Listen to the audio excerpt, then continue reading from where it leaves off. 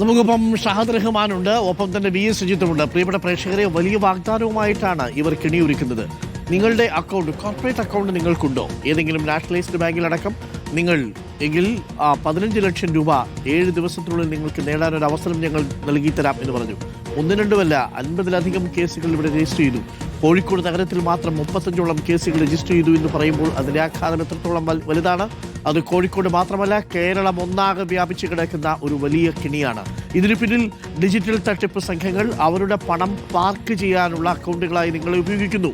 ഷഹദുണ്ട് കൂടുതൽ വിവരങ്ങളുമായി. Shahad, good morning. Shahad, എങ്ങനെയാണ് ഇവരുടെ ഒരു മോഡസ് ഓപ്പറാൻഡി, എങ്ങനെയാണ് ഇവർ പ്രവർത്തിക്കുന്നത്, ഇവരെങ്ങനെയാണ് ഈ അക്കൗണ്ടുകളിലേക്ക് എത്തുന്നത്, അതിനെക്കുറിച്ച് എന്തെങ്കിലും സൂചനകളുണ്ടോ?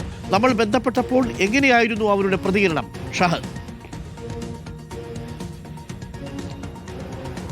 അരുൺകുമാർ, നമ്മളിത് ഇൻസ്റ്റഗ്രാമിൽ പരസ്യം കണ്ടാണ് ഈ അക്കൗണ്ടിൽ ബന്ധപ്പെടുന്നത്. ഇൻസ്റ്റഗ്രാമിൽ ഇത്തരത്തിൽ വ്യാപകമായിട്ട് ഈ അക്കൗണ്ടുകൾ വിൽപ്പനയ്ക്ക് അല്ലെങ്കിൽ വിൽപ്പനയ്ക്കുണ്ടോ എന്നൊക്കെ ചോദിച്ച് വലിയ രീതിയിൽ പരസ്യങ്ങളുണ്ട്.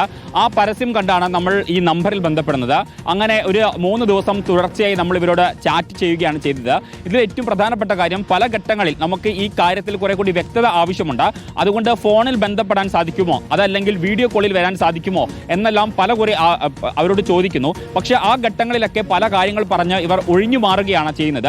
കൂടാതെ മറ്റൊരു പ്രധാനപ്പെട്ട കാര്യം, ഈ ചാറ്റ് ചെയ്യുന്ന സമയത്ത് ഇതിന് ഏതെങ്കിലും തരത്തിലുള്ള സെക്യൂരിറ്റി പ്രശ്നങ്ങളുണ്ടോ, അല്ലെങ്കിൽ ഞാൻ ലോക്കാകുമോ എന്നൊക്കെ നമ്മൾ അവരോട് സാധാരണഗതിയിൽ ചോദിക്കുന്നുണ്ട്.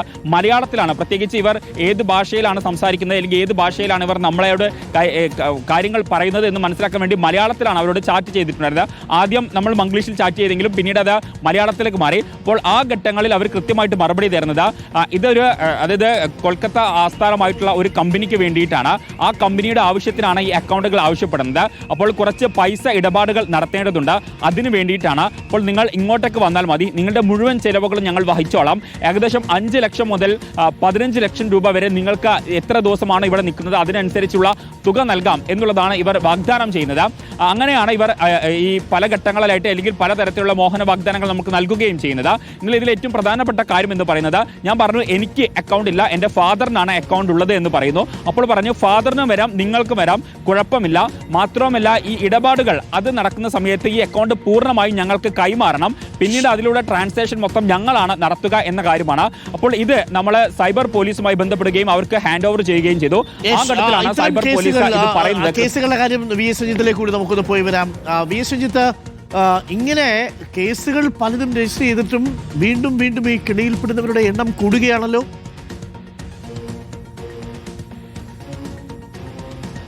ഡോക്ടർ അരുൺകുമാർ, ഇത് കോഴിക്കോട് ജില്ലയിൽ നേരത്തെയൊക്കെ സാധാരണ ഒരു കള്ളപ്പണ ഇടപാട് അല്ലെങ്കിൽ ഹവാല ഇടപാട് എന്ന് പറയുന്നത് ഹുണ്ടി ഇടപാടെന്നൊക്കെയാണ് പറയാറുള്ളത്. അതായത് പണം അത് ഒരു വ്യക്തിയുടെ കയ്യിൽ കൊടുത്ത് അങ്ങനെ കൈമാറ്റം ചെയ്യുകയായിരുന്നു.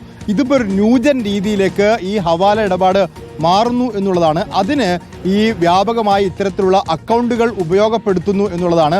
അതിന് ഉപയോഗപ്പെടുത്തുന്ന അക്കൗണ്ടുകൾ കോഴിക്കോട് ജില്ലയിൽ ഒരു പ്രത്യേക മേഖല കേന്ദ്രീകരിച്ചാണ് എന്നും ആ മേഖല കേന്ദ്രീകരിച്ച് ഇൻ്റലിജൻസ് അന്വേഷണം നടക്കുകയും ആ മേഖലയിൽ വ്യാപകമായി, ആ മേഖലയുടെ പേര് ഇപ്പോൾ നമുക്ക് പറയാൻ സാധിക്കില്ല, പലർക്കും ആ പേര് ഊഹിക്കാവുന്നേ ഉള്ളൂ, അങ്ങനെ കോഴിക്കോട് മേഖലയിൽ കള്ളപ്പണ ഇടപാടിനും ഹവാല ഇടപാടിനും സ്വർണ്ണക്കടത്തിനുമൊക്കെ പേര് കേട്ട ആ മേഖല കേന്ദ്രീകരിച്ച് വ്യാപകമായി ഇത്തരത്തിലുള്ള മ്യൂൾ അക്കൗണ്ടുകൾ ഉപയോഗിച്ചുള്ള തട്ടിപ്പ് നടക്കുന്നുവെന്ന ഇന്റലിജൻസ് റിപ്പോർട്ടുണ്ട്.